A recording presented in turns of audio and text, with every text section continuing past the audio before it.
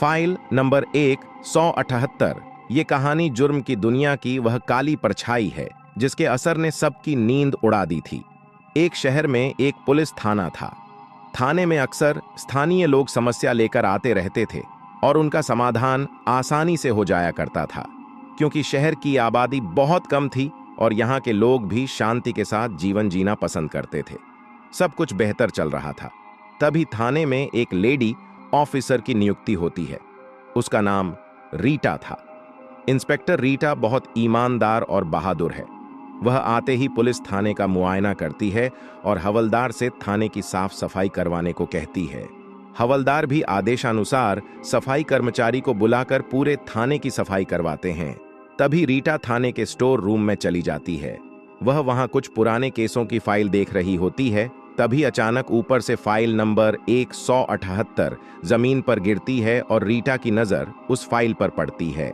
जैसे ही रीटा उस फाइल को उठाकर खोलती है, उसके चेहरे का रंग बदल जाता है, क्योंकि फाइल में जो फोटो होती है वह उसकी बचपन की सहेली रिया की फोटो थी, जो कि छोटी सी उम्र में ही लापता हो चुकी थी। लेकिन यहाँ उसकी फाइल का होना एक रूहानी इशारा था, जिससे रीटा की जिंदगी में उलझने बढ़ने वाली थी।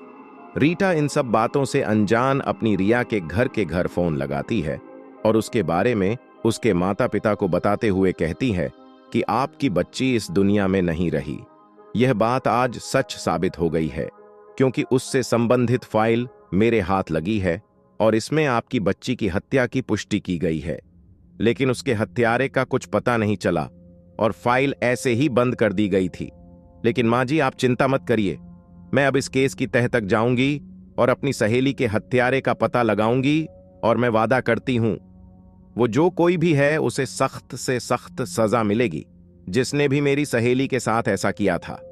रीटा इतना कहकर के फोन रख देती है और थाने के सभी सिपाहियों को बुलाती है और अपनी सहेली के केस की फाइल दिखाकर सभी से उसके बारे में जानना चाहती है। लेकिन यह फाइल बहुत पुरानी थी और वहां तैनात सभी पुलिसकर्मी हाल ही के समय में ट्रांसफर हुए थे, जिस वजह से उन्हें भी इस केस के बारे में कोई जानकारी नहीं थी। रीटा बहुत सोचती है और फैसला करती है कि मुझे उसी जगह पर जाना चाहिए जहां आखिरी वक्त रिया की लाश मिली थी, और वह पुलिस जीप मैं एक सिपाही के साथ 13 किलोमीटर दूर उस स्थान पर पहुंच जाती है जिसके बारे में फाइल में जिक्र किया गया था।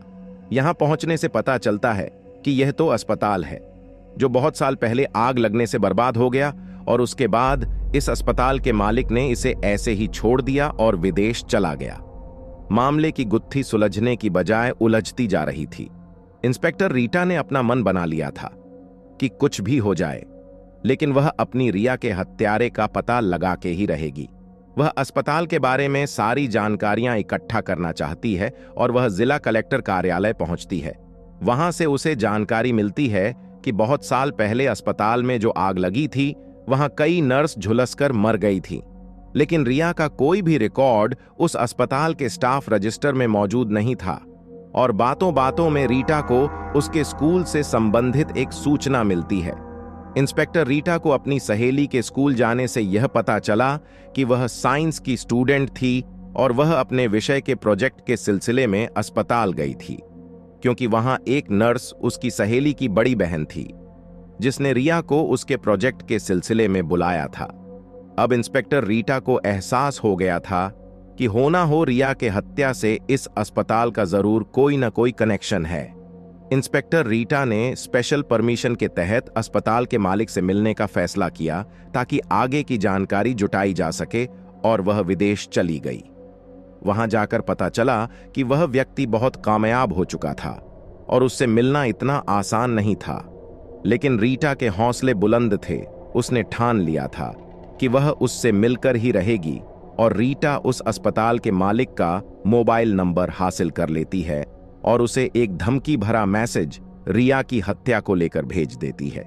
दरअसल यह अंधेरे में तीर लगाने जैसा था, और तीर जाके सही निशाने पर लग जाता है, क्योंकि अब वह इंस्पेक्टर रीटा से मिलने को तैयार हो जाता है।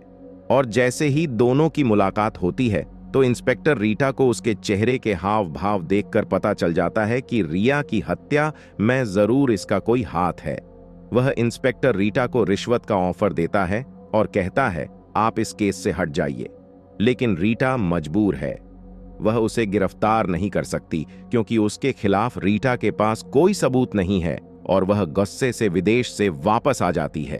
तभी रीटा के मोबाइल में अचानक एक फोन आता है और उसे अस्पताल के सीक्रेट्स चैम्बर का पता चलता है और वह दोबारा सह पुलिसकर्मियों को लेकर उसी अस्पताल पहुंचती है और तहखाने में बने हुए चैम्बर का दरवाजा खुलवाती है।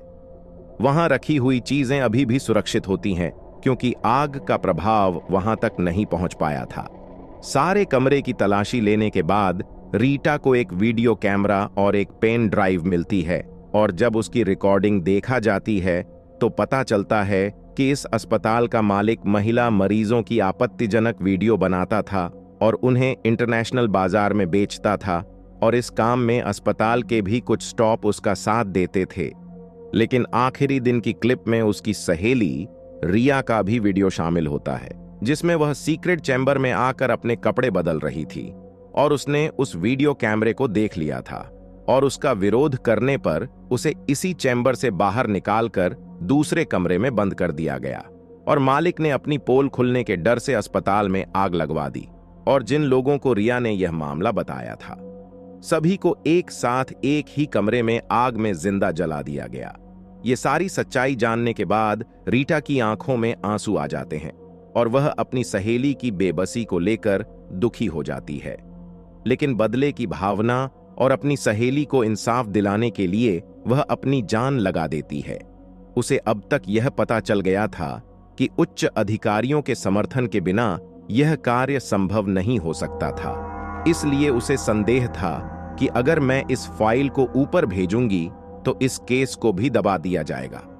इंस्पेक्टर रीटा ने दिमाग लगाते हुए सारी फाइल मीडिया में वायरल कर दी और देखते ही देखते बात आग की तरह फैल गई और हादसे से जुड़े लोगों के पुराने जख्म फिर से ताजा हो चुके थे। यह उस समय का बहुत बड़ा हादसा था।